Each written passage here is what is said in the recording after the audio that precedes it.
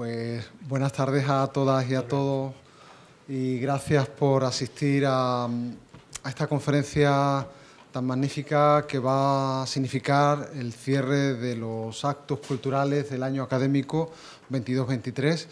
Me dice nuestro querido Nacho Guijarro que no se me olvide recordar que con el día de hoy lo que hacemos es clausurar un año muy rico de conferencias, de charlas y de actividades culturales, aunque creo que la semana que viene tenemos una última, pero de una naturaleza muy diferente. Al mismo tiempo, quiero recordar que es parte del POAT, de la Facultad de Filología, y que bueno, conseguimos también el apoyo de nuestro rectorado, de la Universidad de Sevilla. Como digo, nuestro invitado de hoy, que va a clausurar estos actos culturales, la actividad cultural de nuestra facultad, no necesita mucha presentación, pero bueno, tampoco voy a ser yo quien lo va a presentar, lo va a hacer mi compañera Irene Pajón, que para eso es la especialista. Yo estoy aquí en calidad de decano y en calidad de decano me gustaría dar la mejor de las bienvenidas a Carlos García Gual, catedrático, helenista, conocido en toda España, que se ha recorrido prácticamente la Universidad Española de norte a sur, más hacia el este que al oeste, creo recordar, ¿no? Has trabajado mucho en la vertiente más este que en la oeste, pero de norte a sur. También es académico de la RAE, desde hace ya al menos 4 años quizás, 5 quizás. Sí, 4 o 5 años. Y enriquece con sus reflexiones y consideraciones los trabajos en la academia. Desde la facultad simplemente quiero transmitir el mensaje de que la asistencia, la presencia de Carlos García Gual hoy aquí es un momento muy importante. Un momento muy importante porque ha investigado tanto sobre el mundo cultural, griego, literario, que creo que es necesario poder escuchar de la manera que él lo hace, de la manera que él suele intervenir cuando habla sobre su campo, su tema de investigación. Yo lo escuché hace muchísimos años ya, él no recordará cuando existía Cajasol, incluso no sé si se llamaba Caja San Fernando, hace ya muchos años en la Plaza San Francisco. Desde entonces ha seguido viniendo regularmente a esta ciudad, a esta facultad, a esta universidad y a diferentes instituciones. Yo voy a ceder la palabra ahora a mi compañera Irene para que pueda contarnos un poco más en detalle y darle de nuevo la bienvenida al profesor García Gual. Muchas gracias. Bueno, pues muchísimas, no sé si está esto bien. Muchísimas gracias, señor decano, por cederme la palabra, y muchísimas gracias también a mi compañero Nacho Guijarro por la confianza que deposita en mí y al adjudicarme la responsabilidad que supone presentar a una persona como es la del profesor Carlos García Gual. No me correspondía a mí inicialmente este honor, sino que han sido una cadena de circunstancias la que ha hecho que hoy me encuentre yo aquí, lo cual ha sido una alegría inesperada porque el profesor García Gual ha sido uno de mis queridos profesores mientras me formaba en Filología Clásica en la Universidad Complutense. Años y clases y etapas y momentos de los que guardo muy buen recuerdo. Bueno, lo primero que uno se pregunta cuando tiene que presentar al profesor García Gual es ¿por dónde empiezo? Porque, como ha dicho el señor decano, efectivamente se trata de una persona, de una figura que no necesita ningún tipo de presentación. Estamos ante una de las caras más conocidas del panorama intelectual español de las últimas décadas. Empezaré por el final. Ha mencionado el señor decano que es efectivamente desde el año 2017 miembro de la Real Real Academia de la Lengua, en concreto ocupa el sillón J mayúscula. Eso creo que ya lo dice todo, pero en cualquier caso me gustaría que eso fuera tomado como un reconocimiento a toda una vida dedicada a las humanidades, a toda una vida dedicada a las letras, a los estudios de humanidades en general y de filología clásica en particular. Como ha mencionado también el señor decano, el profesor Gual es catedrático, ha sido muchísimos años catedrático de filología griega en la Universidad Complutense, antes lo fue también de la Universidad de Educación a Distancia y después, creo que a eso se refería con el es aquí en Andalucía también tiene una trayectoria y una experiencia en la Universidad de Granada. Es además miembro correspondiente de la Real Academia de Buenas Letras de Barcelona, ha sido presidente de la Sociedad Española de Literatura General, y bueno, sus contribuciones al terreno de la filología clásica son numerosísimas. Basta con decir en cifras más o menos redondas que sus artículos se cuentan por cientos. Y lo que es quizá más sorprendente es que sus libros también se cuentan por centenas. Si yo tengo que destacar algún aspecto de la trayectoria del profesor García Gual, es que pocas veces se encuentra una persona en la que se combinen con semejante equilibrio el estudioso y el divulgador. Estamos ante alguien que es capaz de moverse en dos niveles completamente distintos, de hablar a un público de estudiosos, a un público especializado, a un público que estudia a alto nivel, y es al mismo tiempo también capaz de hablar a un gran público, de difundir cultura, de difundir ideas. Por ejemplo, en él se combina el haber sido fundador y director de la serie griega de la Biblioteca Clásica Gredos, esta serie que todos ustedes conocen de traducciones especializadas acompañadas de notas eruditas y de estudios del más alto nivel. Y ello se combina con el haber sido editor de la revista Historia de National Geographic. Conjuga el haber hecho aportes como sus estudios sobre la novela antigua, los orígenes de la novela, sobre los filósofos cínicos, La secta del perro, un libro muchas veces reeditado que todos hemos leído, conocemos y apreciados, sobre la tradición de los 7 sabios, tan compleja y tan difícil de manejar, con su libro Los 7 sabios y 3 más, sobre el mito griego, en el caso concreto de la tragedia de Esquilo, de la tragedia de Prometeo encadenado, en su libro Prometeo, mito y tragedia, entre otros muchos temas. Y eso se combina con el hecho de que le hayamos visto aparecer día sí, día también en las páginas de los periódicos, comentando libros, aconsejando lecturas, como digo, divulgando y difundiendo ideas. Por ello, creo que la tarde de hoy promete que a partes iguales vamos a encontrar aprendizaje y disfrute. Nos va a hablar de historias de héroes antiguos y modernos y, como digo, pues seguro que disfrutamos y aprendemos a partes iguales, de manera completamente equilibrada. Así que muchísimas gracias por estar aquí, es verdaderamente un placer, profesor Gual, y le cedemos la palabra con mucho placer. Bueno, muchas gracias a los dos, muchas gracias, decano, muchas gracias, Irene. Sí, Irene ha sido antigua alumna mía en la Complutense y por eso exagera un poco cuando habla de mí.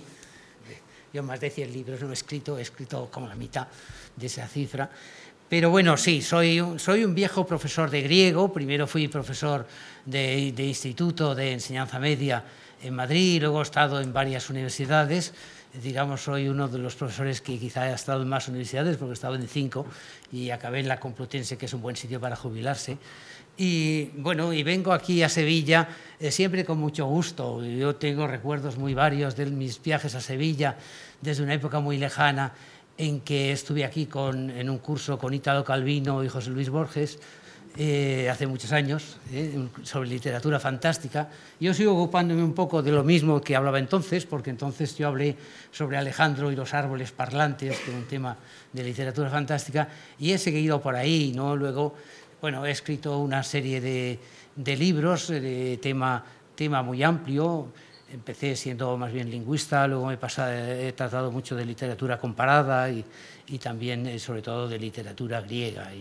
Y soy un traductor, fundamentalmente soy un viejo traductor de los grandes clásicos de la Odisea, y Esquilo, y Eurípides, y otros. Bueno, y vengo a hablar hoy de un tema sobre el que también he escrito en varias ocasiones, que es el tema de los héroes. Tema muy amplio y del que voy a, digamos, simplemente a dar algunas líneas fundamentales. Hay que decir que los héroes son un elemento fundamental en toda nuestra literatura occidental, pero el culto y el prestigio de los héroes viene de los griegos antiguos, viene de una línea ya de la Grecia arcaica y de la Grecia clásica que permea toda la literatura griega. En la literatura griega, desde la épica a la novela, los héroes son los personajes principales. De alguna manera, los héroes existen también a lo largo de toda nuestra literatura, y hay un problema, digamos, en el mundo actual de hasta qué punto los grandes héroes subsisten en una sociedad como la nuestra, una sociedad de gentes unidimensionales, una sociedad donde las máquinas ya se imponen sobre el humano y donde el individuo le cuesta mucho, digamos, ser influyente, digamos, en el decurso histórico. Pero bueno, vamos a hacer una especie de esquema. Yo no sé si luego hay un coloquio, pero si hay un coloquio, pues se pueden alargar algunos puntos. Bueno, como decíamos, la teoría de lo heroico debe partir de su historia, y esa historia parte sobre todo de la literatura griega, aunque hay héroes evidentemente anteriores en otras literaturas, por ejemplo Gilgamesh en la literatura mesopotámica. Para dar ciertos matices, quizá podemos hablar de una cierta definición de qué es un héroe, y voy a leerles lo que dice el diccionario de la Academia, las distintas acepciones. Dice: héroe es una persona que realiza una acción muy abnegada en beneficio de una causa noble.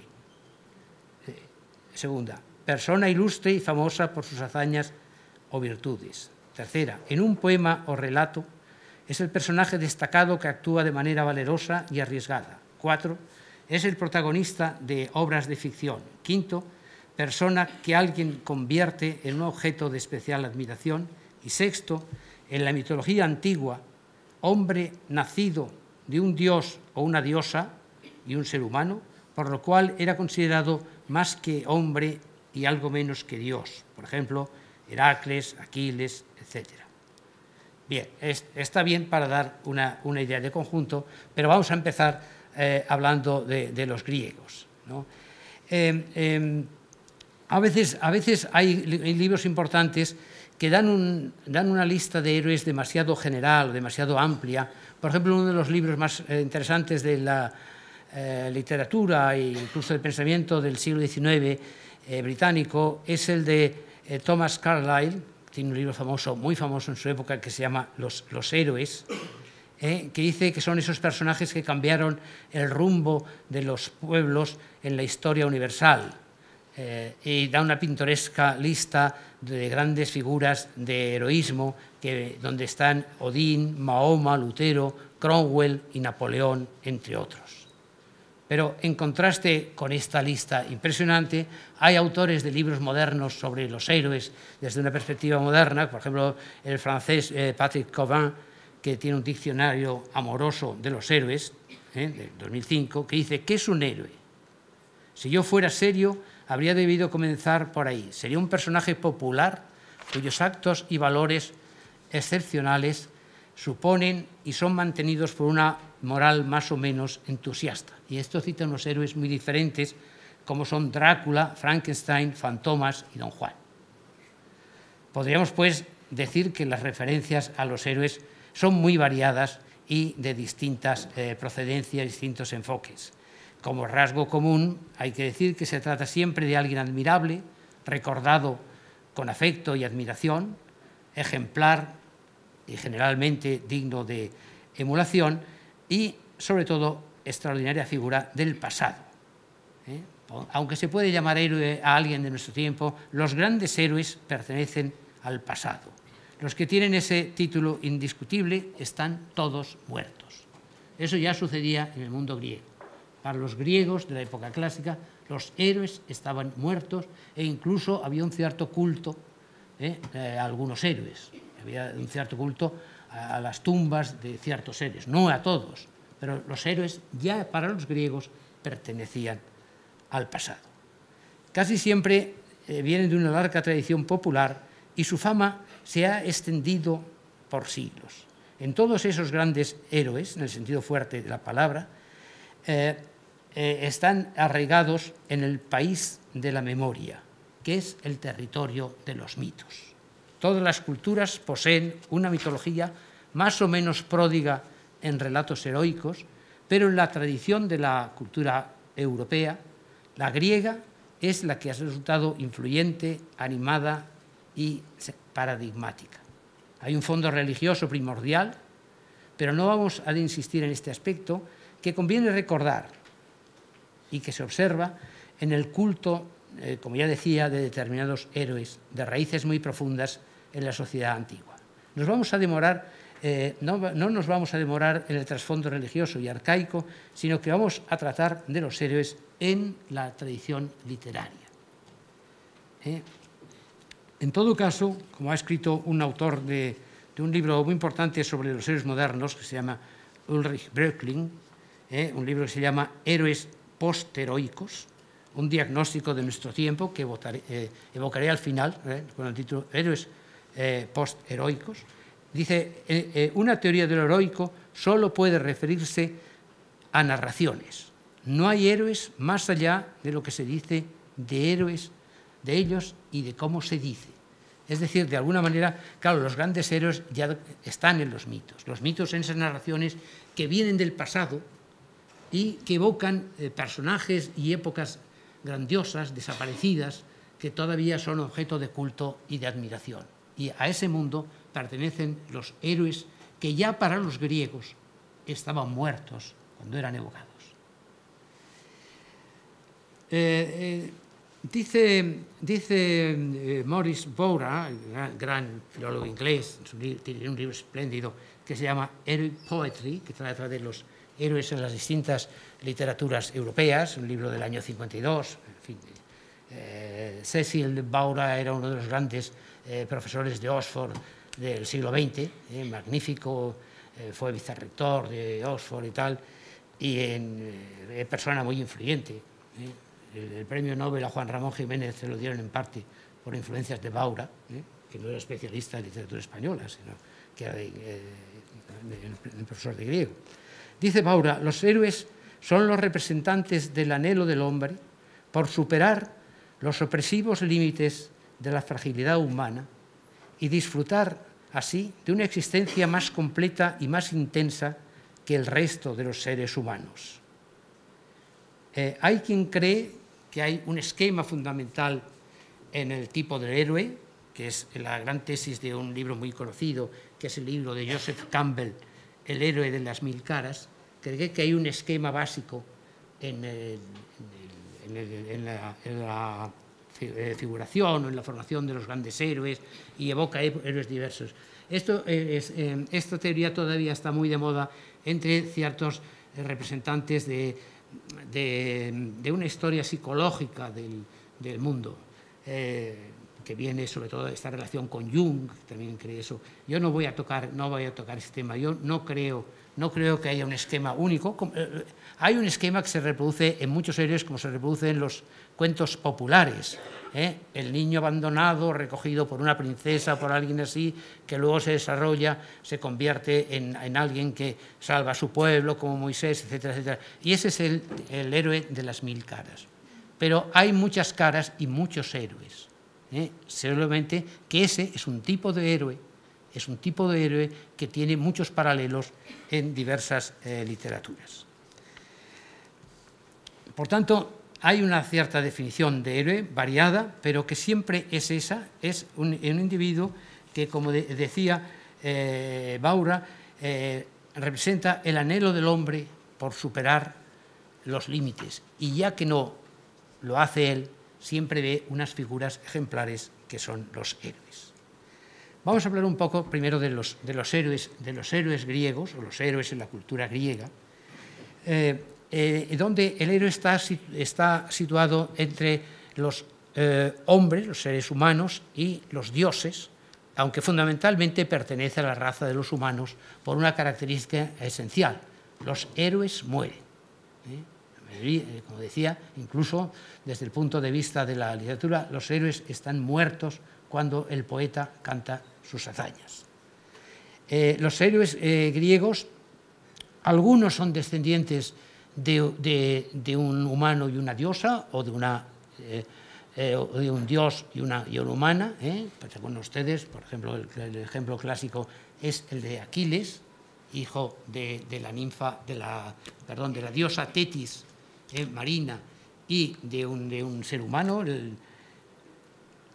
que es un príncipe del norte de Grecia. Otros en cambio no. Hay seres que son hijos también de un humano y una diosa, como el caso de Eneas, hijo de Anquises y de Afrodita. Y hay ese tipo de héroes, pero otros no. Por ejemplo, Odiseo o Ulises quizá tenga entre sus antepasados algún dios o alguna diosa, pero es hijo de un rey, digamos, en su época ya retirado, poco glorioso, Laertes, que mientras él anda errante por ahí está retirado como campesino, cultivando su huerta, y de una mortal. De manera que, bueno, tienen relación con los dioses. Los dioses griegos intervienen casi siempre en las historias de los héroes, ¿no? Hay una cercanía al mundo divino que ya no hay cuando ya no hay héroes. Los héroes griegos, además, están en la literatura. Como dice Brooklyn alguna vez, cuando se habla de los héroes siempre se habla de narraciones. Los héroes están, además, siempre en narraciones de distinto tipo. Unas digamos, heredadas, como los grandes héroes, son narraciones heredadas, míticas, recogidas luego por la literatura escrita, y luego hay héroes, digamos, más cercanos y más lejanos. Pero en principio lo interesante del mundo griego es que los héroes han sido fundamentales a lo largo de toda su historia literaria en las varias etapas, y son distintos según las etapas. Por ejemplo, recuerden ustedes que en la literatura griega los géneros literarios aparecen sucesivamente, no existen a la vez, sino que van apareciendo. Primero la épica, luego la tragedia, luego la lírica, la tragedia, la comedia y luego la novela. Los grandes héroes del mundo griego aparecen sobre todo en la épica. Lo característico del héroe griego es que intenta alcanzar una fama inmortal. Lo importante del héroe tiende a vivir buscando lo que en griego se llama kleos aphthiton.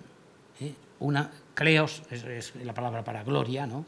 Aphthiton, que no se acaba, y eso es lo que caracteriza a todos estos héroes, sean Aquiles es el ejemplo más claro, ya saben ustedes que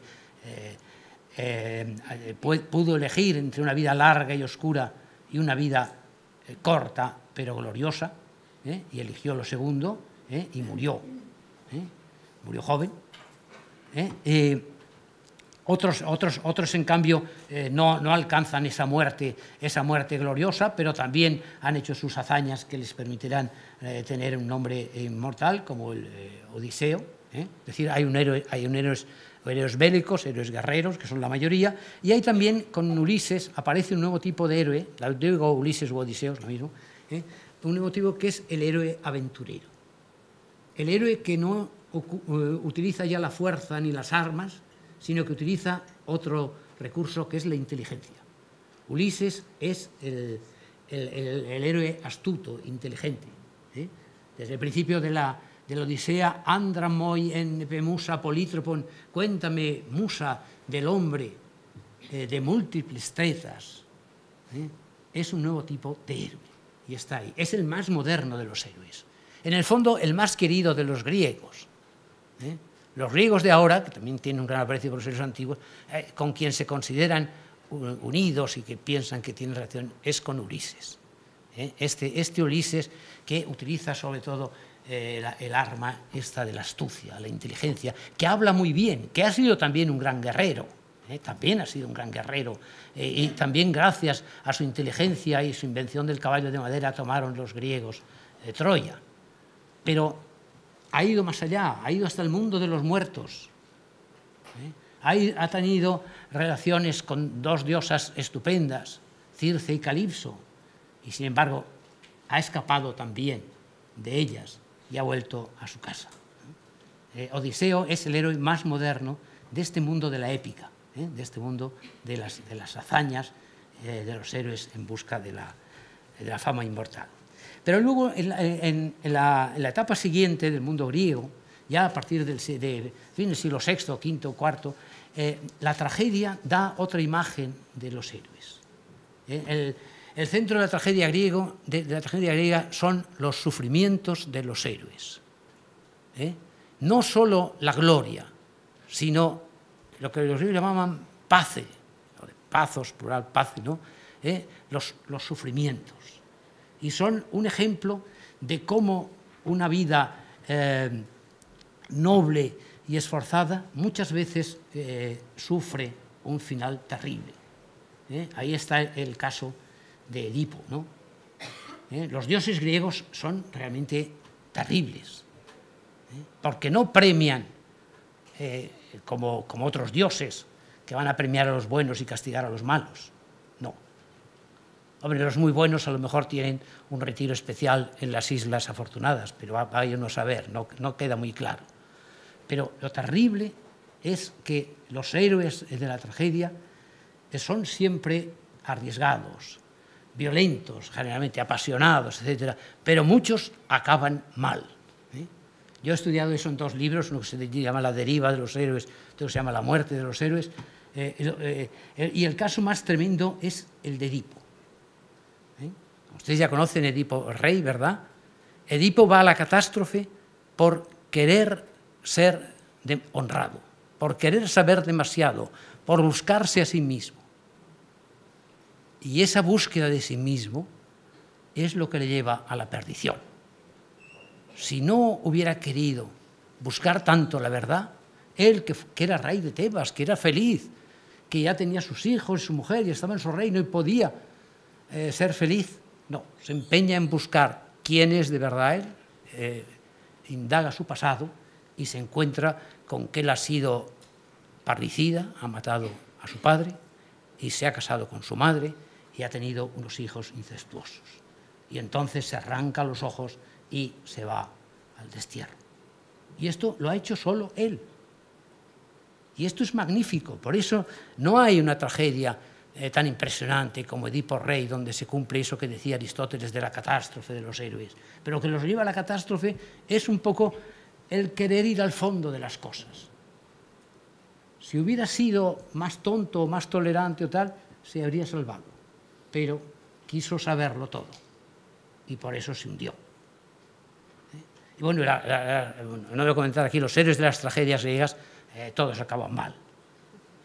Y todos, sin embargo, tienen su grandeza, tienen su grandeza, porque no son miserables, y de algunas heroínas tampoco. Medea o Antígona o Electra tienen su grandeza. Lo que no garantiza la felicidad. Esa es una cosa muy importante frente a lo que luego hablaré de los héroes del cómic. Los héroes del cómic, de las novelas románticas, siempre llegan al final feliz. Ese final feliz, bueno, está bien porque le gusta a la gente. A la gente le gusta que las historias acaben bien. Pero hay algo más profundo que el final feliz, que es lo que está en la tragedia griega. Luego vienen ya los héroes, también hay héroes en la comedia, los héroes cómicos. El tipo de héroe cómico ya no tiene abolengo, ¿cómo diríamos? Abolengo divino, no viene de los dioses, es un tipo corriente, ciudadano de Atenas, listo, pillo, que hace trampas, etcétera, etcétera, y que sin embargo logra el final feliz. Es un poco la otra cara frente a la tragedia, ¿no? Imagínense el tipo Evélpides y el otro que fundan una ciudad de los pájaros para escapar de Atenas y son felices en la ciudad de los pájaros. O el otro personaje que, harto de la guerra, se va al cielo y rapta la paz y logra una paz para él al margen de su ciudad, etc. En la comedia el héroe cobra un matiz, digamos, interesante. Y sin embargo, tiene también, yo diría, tiene también una especie no tengo la palabra, pero de mérito o de gracia, eso de que sea, en este caso, un individuo del común, porque hasta ahora los héroes anteriores pertenecían a la nobleza, tenían antepasados divinos, eran reyes y tal. Ahora no. Ahora estos personajes de Aristófanes que triunfan, triunfan en la fantasía, porque claro, la ciudad de los pájaros pues no está muy cerca, ¿no? Pero demuestran que merecen el premio de eso. Y también son héroes, ¿no? Esto también, y los atenienses que veían tragedias un día y comedias otro, pues podían salir satisfechos de un lado y de otro, ¿no? ¿Se acuerdan? La tragedia les producía eso que dice Aristóteles de Helios y Phobos. Phobos, terror, y compasión, Helios, que está muy bien ese juego con las dos cosas. Y se emocionaban viendo eso, y eso les producía lo que Aristóteles llama una purificación, una catarsis. Eso también sucede ahora, sí, incluso delante del cine, según qué películas de estas trágicas que conmueven mucho, producen en el espectador ese sentimiento que decía Aristóteles, ¿no? Que de alguna manera cuando uno está viendo un drama de esos fuertes, un thriller de esos, pues siente un poco de terror y compasión a la vez. Y ahí lo que pasa que generalmente ahora en el cine moderno casi siempre esas cosas acaban bien. No es como las tragedias antiguas que acababan de una manera terrible. Pero bueno, ahí están estos. Y luego, ya en época tardía, en la época helenística, aparece un nuevo tipo de héroes en las novelas. Los griegos inventaron la novela como el último de los géneros literarios, ya en época, bueno, en la última época, quizá las primeras novelas sean de fines del II o del I antes de Cristo, y luego la novela griega se extiende pues, hasta el siglo IV y V. Hubo muchas novelas, hubo decenas y quizá centenares de novelas que tenían mucha difusión. Y el esquema de la novela es ya el del esquema romántico. Es muy interesante esto, porque a veces se olvida que los griegos también en eso inventaron, ¿no? Inventaron ese esquema de dos jóvenes, los dos guapos y de buena familia, se enamoran perdidamente y superando algunas oposiciones, en principio, se van juntos de viaje. Y en el viaje les pasan una serie de peripecias tremendas, naufragios, piratas, esclavitud, monstruos, etc. Y al final se vuelven a encontrar y se casan y son felices. Un esquema que, bueno, ahora nos parece pues, un esquema pues, bastante corriente, pero entonces era una novedad. Y estos son también héroes, a su manera. Son más bien, primero, digamos, las condiciones para ser héroe de estas novelas, hay que ser guapo, guapa, bellos, y generalmente de buena familia. Y luego ser un poco ingenuos, ser así, y sobre todo mantenerse fieles al amor. La fidelidad es fundamental en estas tramas que, sin embargo, tienen siempre final feliz. Aquí empieza la historia del folletín. Y eso es característico de la literatura popular. Tiene que tener un final feliz. Porque siempre que vemos nosotros muchas tramas de todo tipo, ya sabemos, por ejemplo en el cine, y eso, sabemos que tiene un final feliz. No nos angustiamos demasiado porque sabemos que el chico y la chica al final superan todo y acaban bien. Y también pasa en las películas policíacas.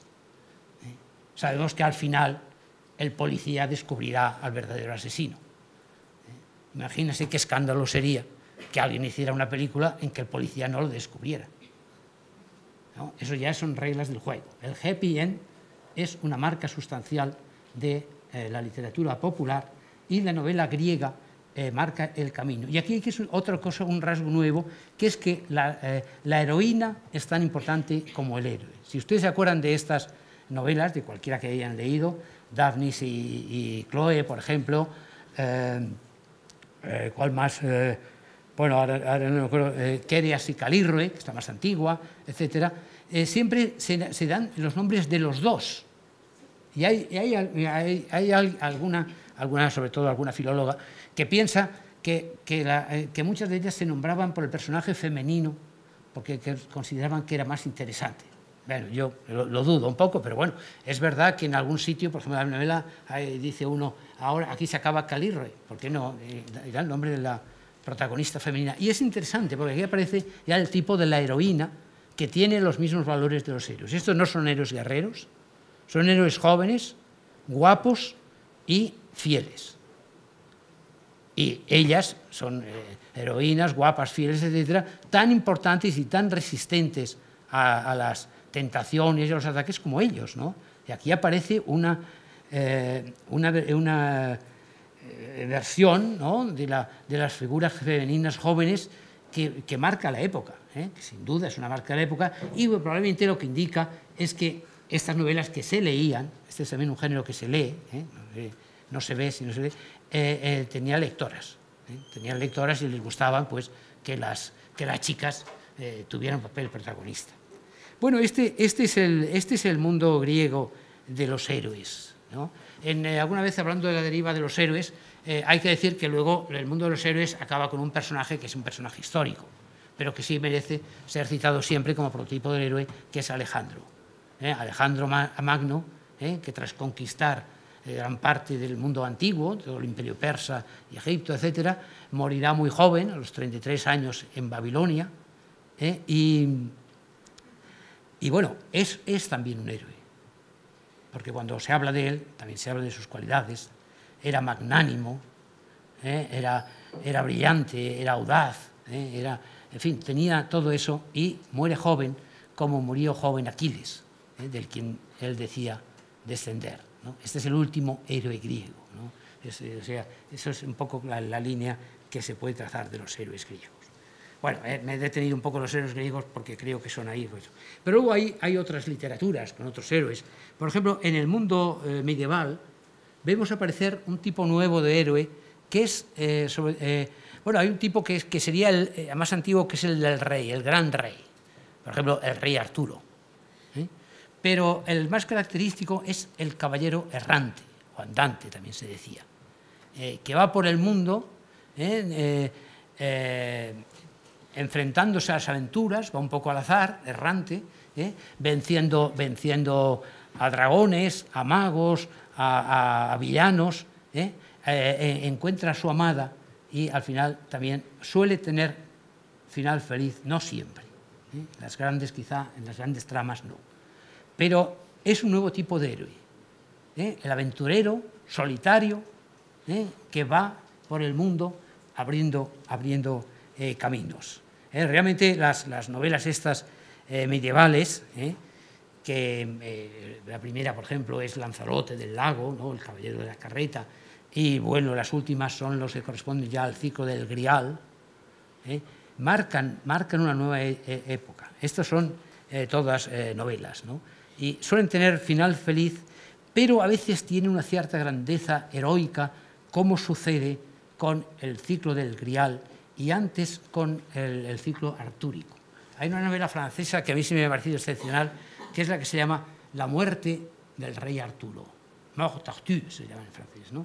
Y es la última batalla, si se cierra con la última batalla en que el rey Arturo, a quien un villano le ha contado que la reina Ginebra tuvo un amorío con Lanzarote, se vio obligado a enfrentarse a este, que era la persona a quien más quería.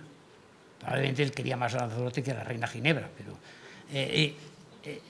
porque le ha traicionado en cierto tiempo. Y la obra tiene, a mí esa novela sí me ha parecido fascinante, porque tiene un tono melancólico, porque ya son viejos, ¿no? O no de viejos de todos, pero tienen casi 50 años, ¿no?, para la época. La reina Ginebra está mayor y tal, y sí, sucedió, eso sucedió. pero ahora Arturo tiene que tomar venganza para restaurar su honor. Y eso acaba en un enfrentamiento entre los caballeros de la tabla redonda donde se matan casi todos. Y el mismo Arturo mata a su sobrino y su sobrino le mata a él. Y ese crepúsculo de la caballería es una escena heroica magnífica. Bueno, hay una pequeña apertura hacia algo más feliz, que es que las hadas, según la leyenda celta, vienen en una barca a recoger al rey Arturo moribundo. Arturo ha matado a Mordred. Mordred ya tenía un nombre bastante así de mal augurio, y Mordred le ha dejado herido de muerte. El senescal ha cogido la espada de Arturo y ha ido a tirarla a un lago, y de pronto se vuelve y ve que en la orilla está Arturo y una barca que ha llegado con unas señoras estupendas que le recogen y se lo llevan a Avalon.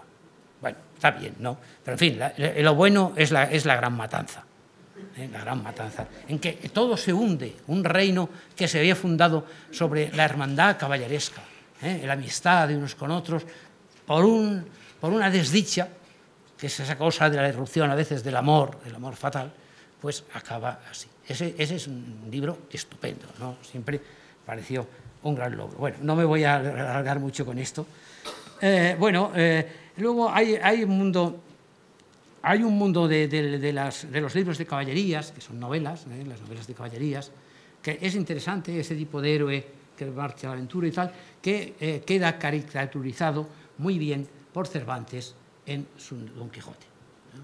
Cervantes evoca ese mundo de las caballerías con este personaje magnífico, un tanto cómico, porque la obra él la veía como una obra cómica, desdichado, torpe, viejo sobre todo, ¿no? Humilde, porque tampoco es un héroe de gran ascendencia noble, que se empeña en realizar aventuras como los caballeros y acaba muriendo de melancolía. Espléndido final para toda una época. Bueno, voy a pasar ahora muy rápidamente a héroes modernos, como ya he estado mucho tiempo hablando, iré deprisa. Luego hay distintos tipos de héroes en la literatura posterior. Héroes quizá menores, es en un mundo de héroes de aventuras, donde por una parte podemos pensar que empieza ya con héroes como son el Conquistador, un héroe como el Cid, pero luego viene ya el héroe aventurero, el que se interna en los mares, como Robinson, o más el héroe del Far West, el héroe que está más allá de la ley, solitario, y tiene que crearse su propio destino. Y ya en la sociedad aparece como héroe, digamos, el detective que maneja su inteligencia como arma para descubrir los casos, ¿no? Digamos, el gran detective Conan Doyle es el gran escritor, ¿no? Que crea su gran personaje, que luego tiene una larga descendencia. Se ha cambiado. Ahora ya es muy importante también, digamos, el trasfondo, porque no es lo mismo el héroe del oeste que el detective de la gran ciudad. Este tipo de detective, que tiene muchos matices, que llega a Poirot o llega a distintos personajes, ya realmente en la novela moderna detectivesca ha ido desapareciendo, porque ahora ya ese tipo no se da. El detective que por sus razones, pensando y mirando los detalles, descubría al asesino, ya no se da.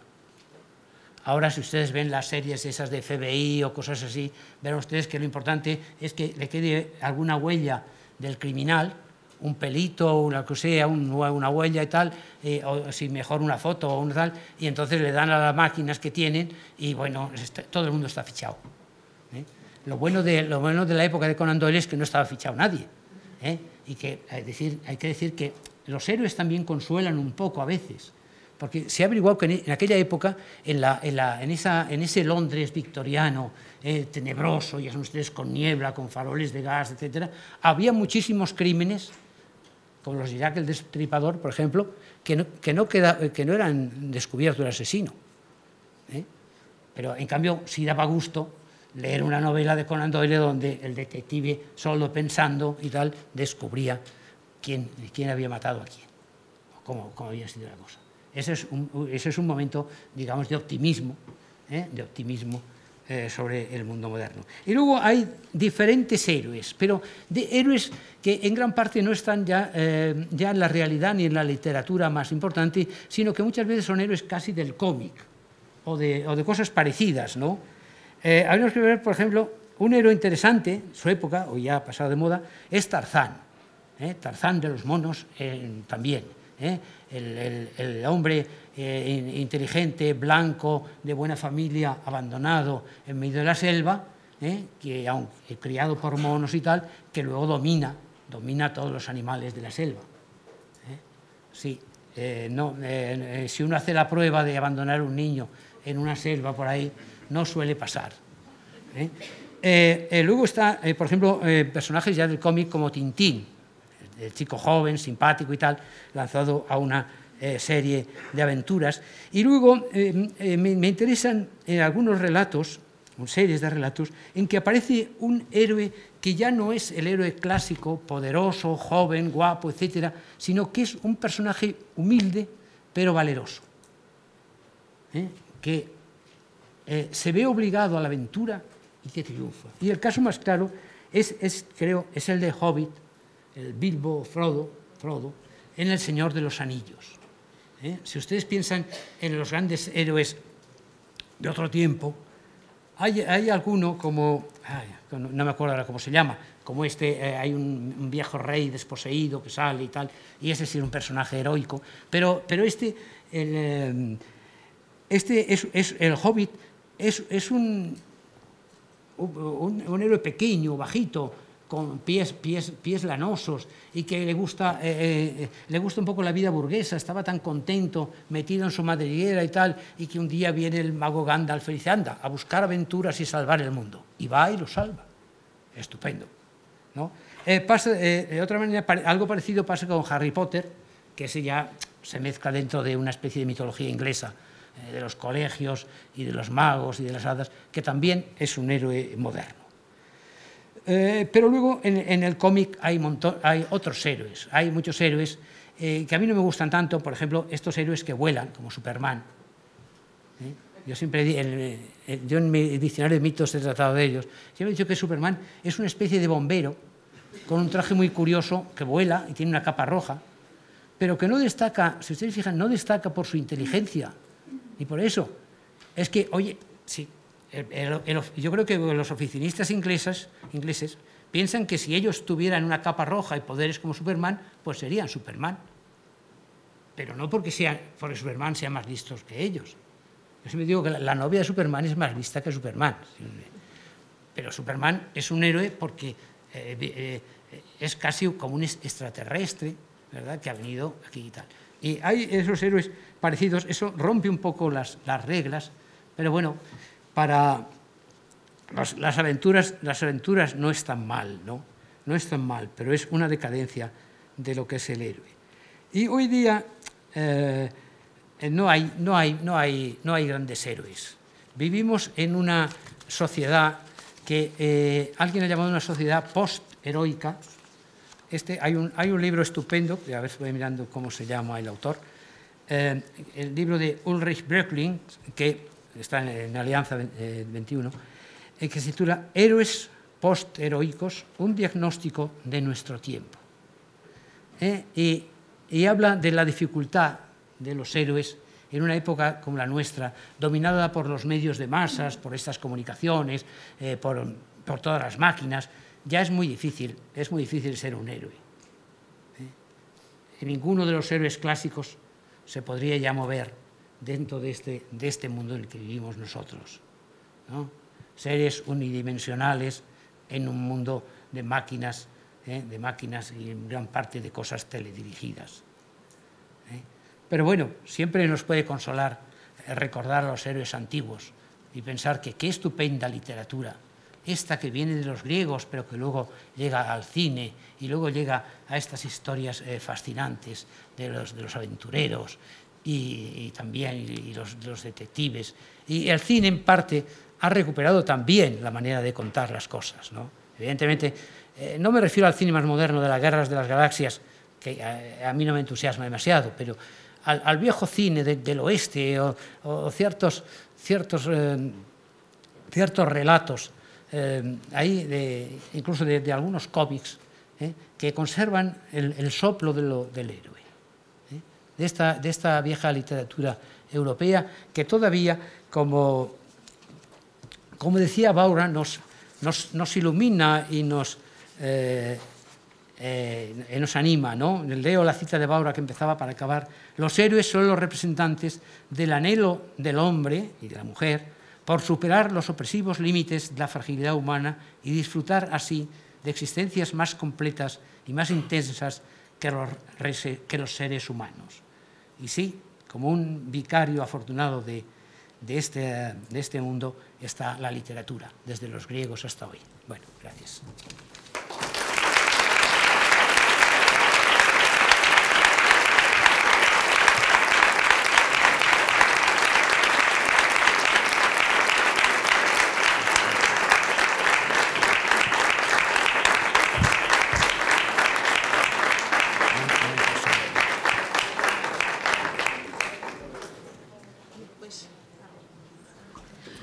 Muchísimas gracias, profesor García Gual, por este detallado y rico recorrido por los héroes a través del tiempo, desde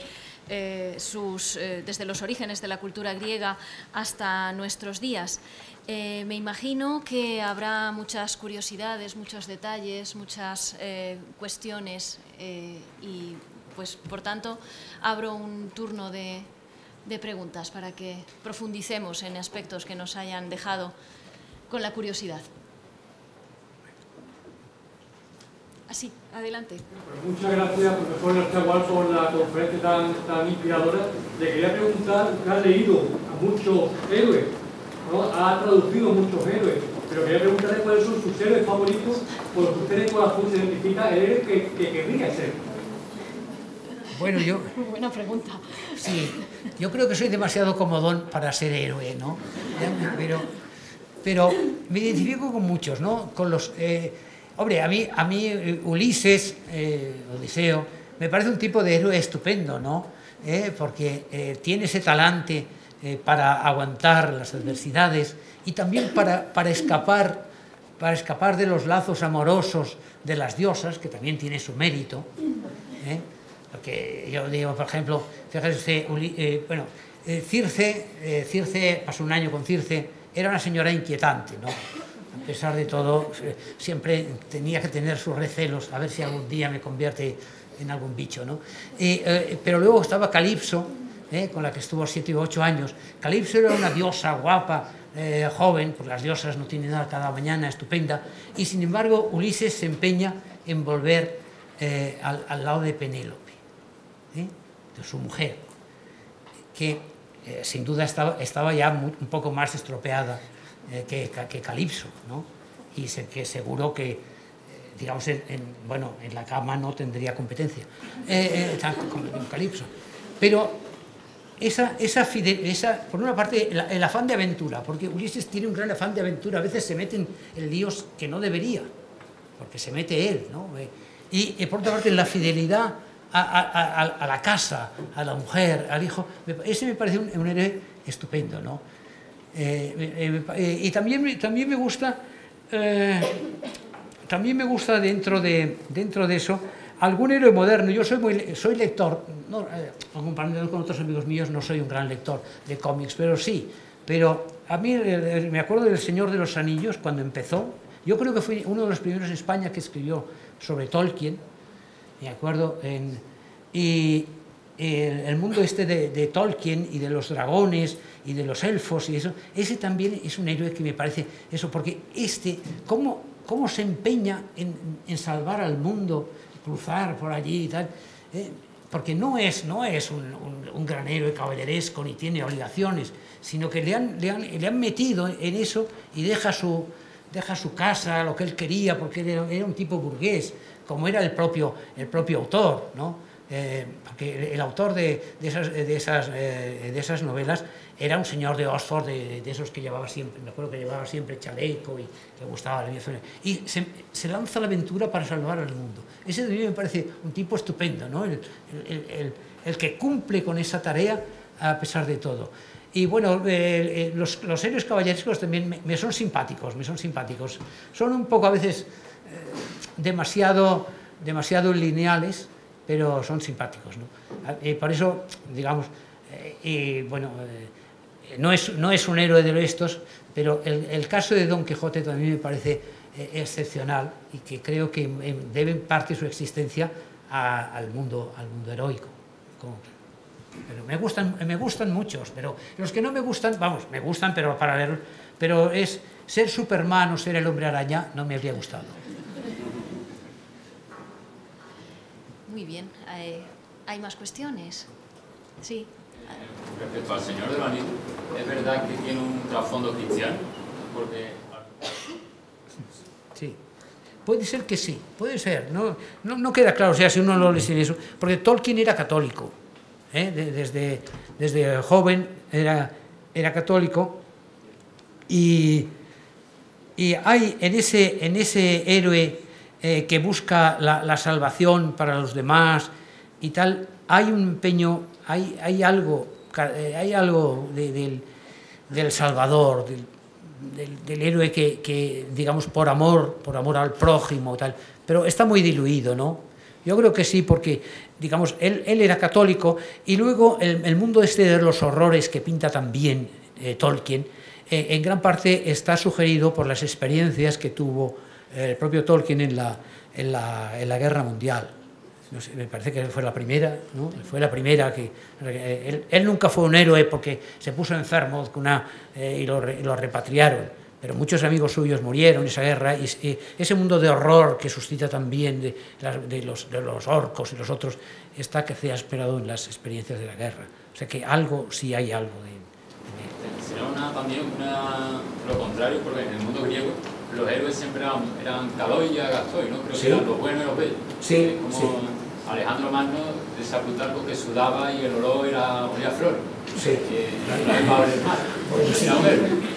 Pero el papel luego cambia. Lo vemos con el cristianismo, pero porque, por ejemplo, Cristo podía ser un héroe, ¿no? Entendido, sí, pero sí, claro. Es pobre, nace en un pesebre, y ya antes los judíos, los esenios, también tenían una mirada humilde, ¿no? Que se llama bien la de los cacoi, ¿no? En este aspecto. Sí. César también, con respecto a Pompeyo, tira un poco de eso. ¿Sería un antihéroe en ese caso? ¿Quién? ¿Cuál de los dos? Los que cambian, por ejemplo. Los que cambian el papel.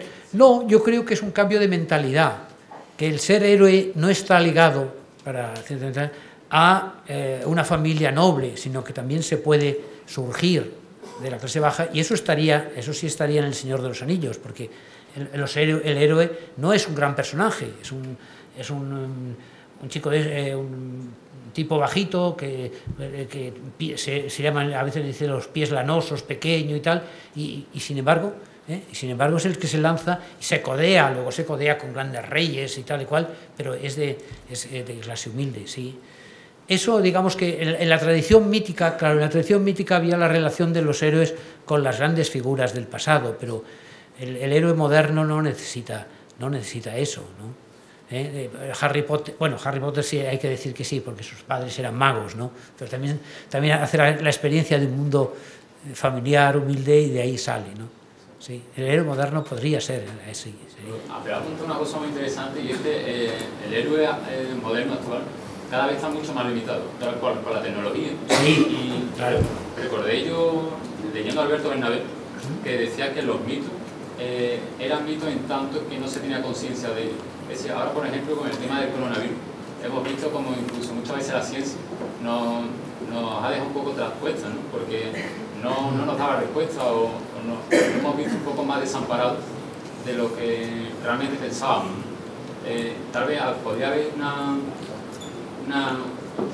una idea mítica respecto a la ciencia o a un progreso en el que estamos, que ha apartado al héroe, pero que tal vez puede volver, ¿no? En ese aspecto, en el sentido de que ya hemos dependido tanto de la máquina, del progreso, que tal vez estamos ante una nueva épica, unos nuevos héroes. Claro, pero el problema es que el individuo suelto ya no puede hacer la competencia a ese mundo tecnológico. Digamos, ¿qué héroe valiente puede haber frente a las bombas atómicas? ¿No? Que frente a un mundo tecnológico, el héroe no puede actuar solitario. De hecho, por ejemplo, en la guerra esta de las galaxias hay una combinación. Hay héroes, pero tienen a su servicio unas máquinas poderosísimas. Claro, eso en la realidad actual, claro, no se da a alguien que no sea un gran manejador de máquinas o de eso, no es difícil que sea héroe, ¿no? Y claro, por eso en el fondo Superman y todos estos otros tienen un rasgo ciertamente arcaico, ¿eh? Si ustedes se fijan en Superman cómo van vestidos los de las guerras de las galaxias, sugieren siempre que tienen algo antiguo, ¿no? Quizás para enfrentarlos a esta época fue lo de superhéroes, tuvieron que superar al héroe, ya no era suficiente, lo claro, que presentan superhéroes. Claro, pero es que el individuo en el mundo moderno no es, vamos, no pinta mucho, digamos. Claro, detrás de eso podríamos pensar que son grandes héroes los grandes inventores, los que han llevado a la construcción de los cohetes volantes, o iba a decir la bomba atómica, detrás. Pero no, ese tipo no es un héroe simpático, no tiene mucho del héroe. Pero sí, el gran científico tiene algo de héroe, ¿eh? El gran científico sí. Pero claro, pero ya está metido en un entramado sin el cual no podría funcionar.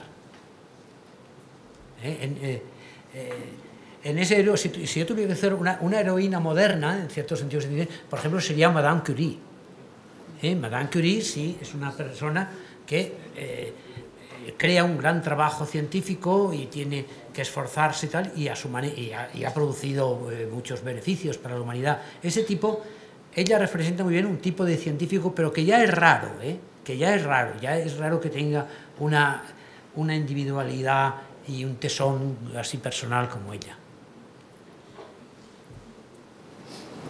Yo quería decir, ¿qué opinas sobre cuando la reforma católica o la contrarreforma, como se diga, hay un proceso de heroificación del santo, del mártir, del misionero que se va a las tierras lejanas, incluso da la vida por las enfermedades, y no se produce aquí claro el motivo de San Hermenegildo, de una persona que se enfrenta al Padre y muere, pero después de muerto es coronado como santo en el rompimiento de gloria. Entonces, quizá el barroco, la cultura barroca, no intentó apropiarse de esa cultura a heroificar, digamos, a los suyos.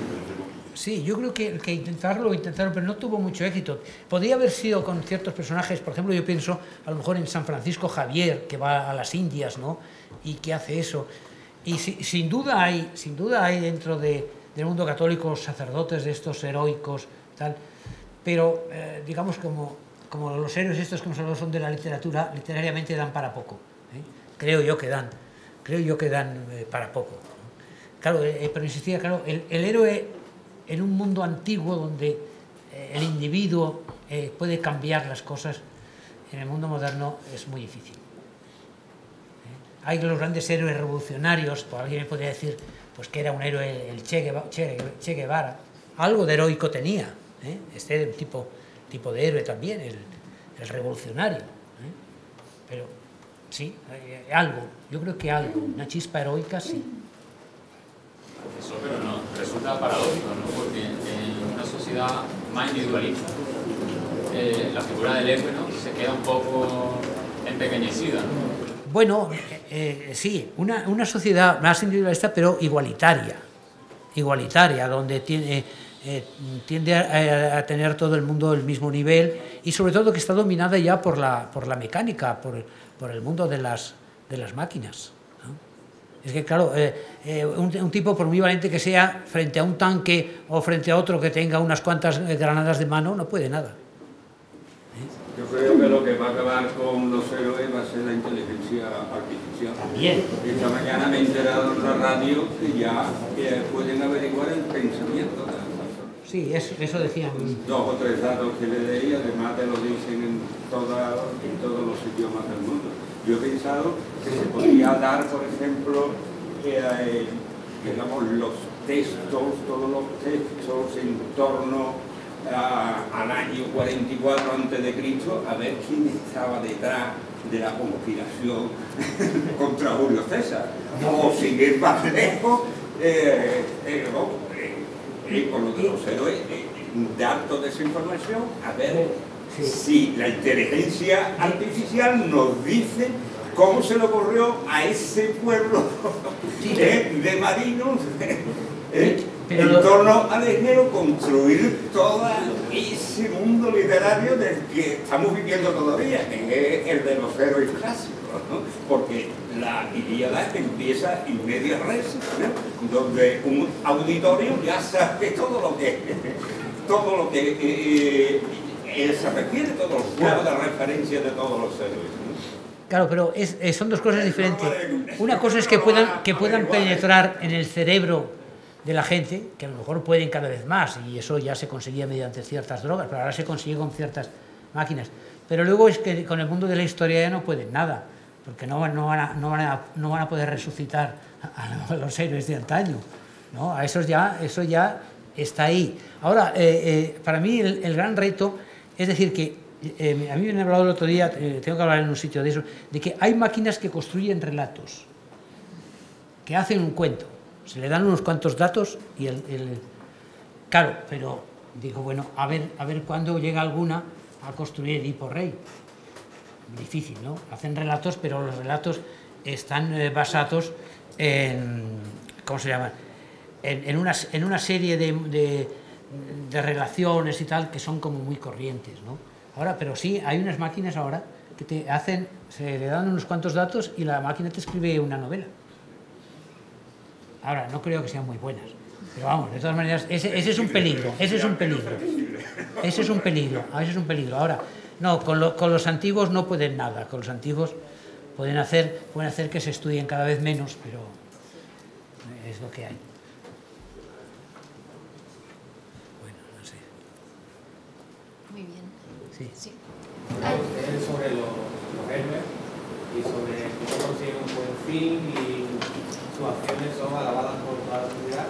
Pero tiene usted en qué categoría pone a los antihéroes, que son egoístas, que consiguen sus acciones pero no siempre están bien vistas o no llevan un camino, ¿cómo decirlo?, honrado. Claro, no, los antihéroes son malos. Son los malvados y son como lo contrario de los héroes. Son lo contrario de los héroes. Y bueno, tienen sus precedentes, pues por ejemplo, en el mundo cristiano, en Satanás y los demonios, son una especie de héroes al revés, que en vez de hacer el bien, hacen el mal. Sí, lo que pasa es que en la literatura siempre pierden. No sé si en la realidad ganan o no, pero en la literatura los malos suelen perder.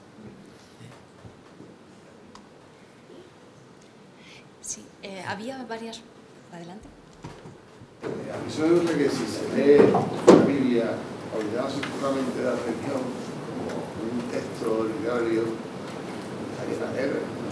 Jesús es un superhéroe, en ese sentido, tiene poderes.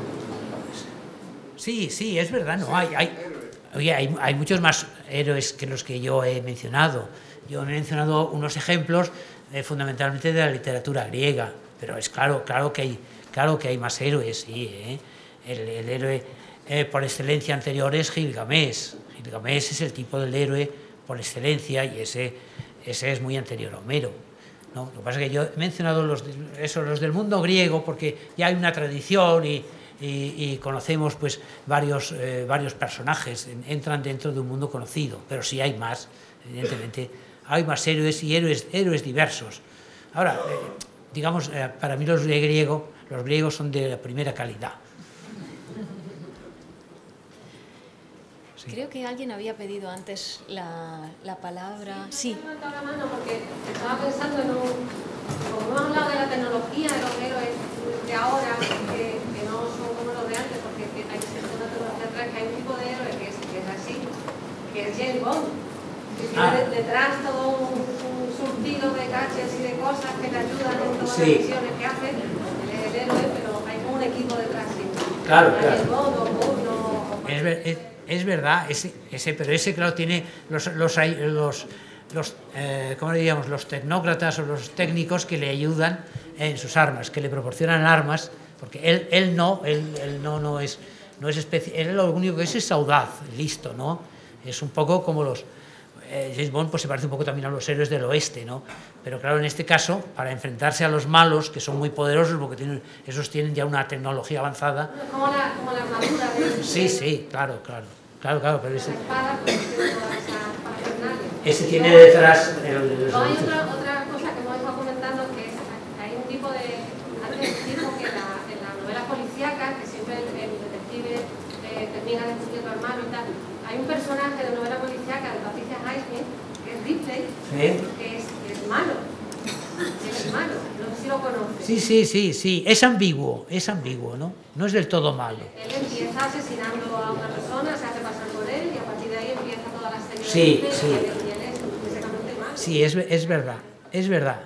En eso, digamos, Patricia Highsmith, que es una señora, una gran novelista inteligente y muy astuta, lo que intenta es crear algo que contradice las normas de la policíaca. Sí. Crear un mundo donde efectivamente el personaje que sale bien casi siempre no es bueno, ha engañado y eso, y tiene, en ese sentido, tiene un cierto margen de veracidad, porque eso pasa en la vida. En las novelas policíacas siempre ganan los buenos, pero en la vida puede haber muchos casos como Ripley, de aventureros que no eran buenos y que les salen las cosas bien. Seguramente algunos millonarios pertenecen a esa especie. Sí.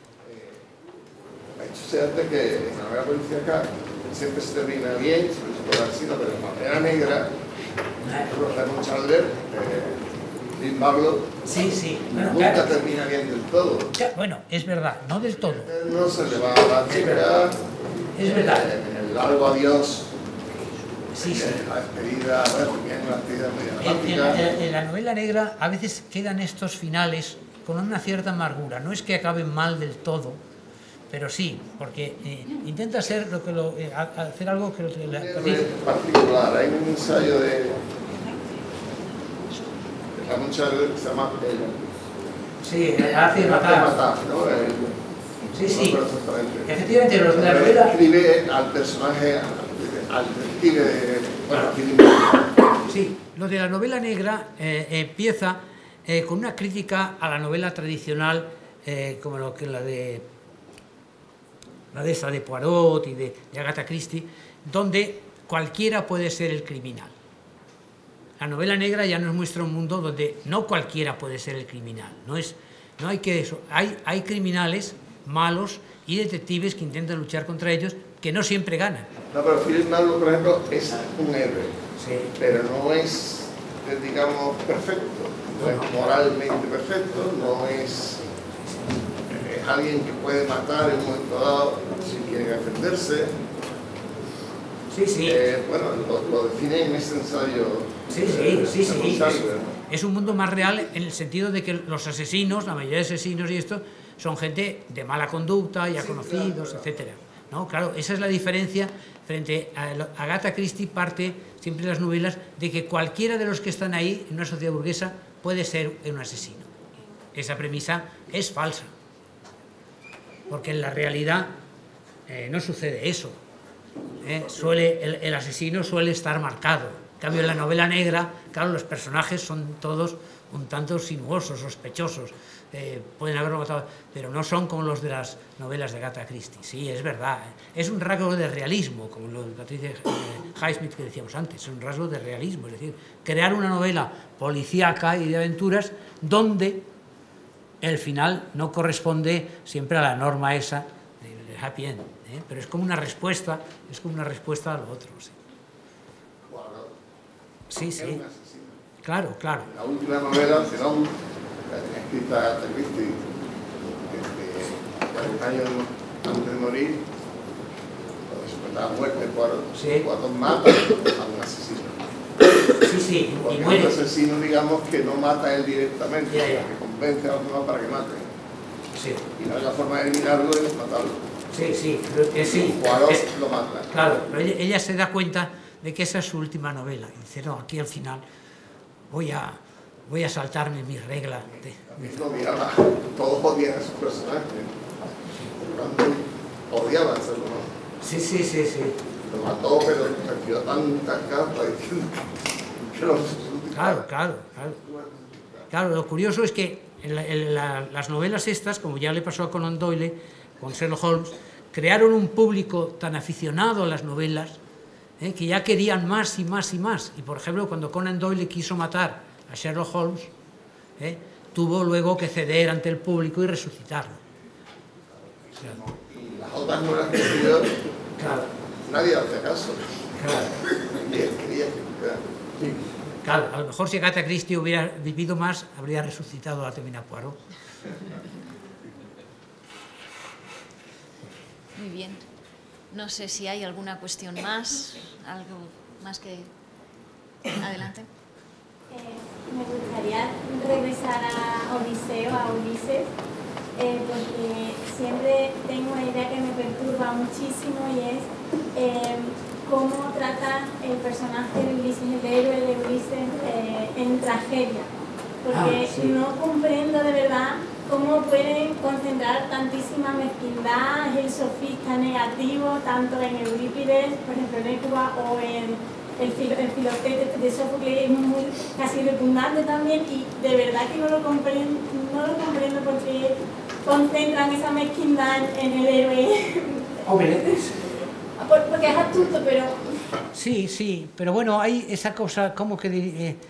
ese es un rasgo que, lo mismo que la comedia también tiende a veces a cambiar el papel de los héroes, aquí, incluso en la tragedia, busca a veces el lado oscuro, presentar a los personajes bajo el lado oscuro. Sí, eso es una manera parecida a esto que decíamos hace poco, ¿no?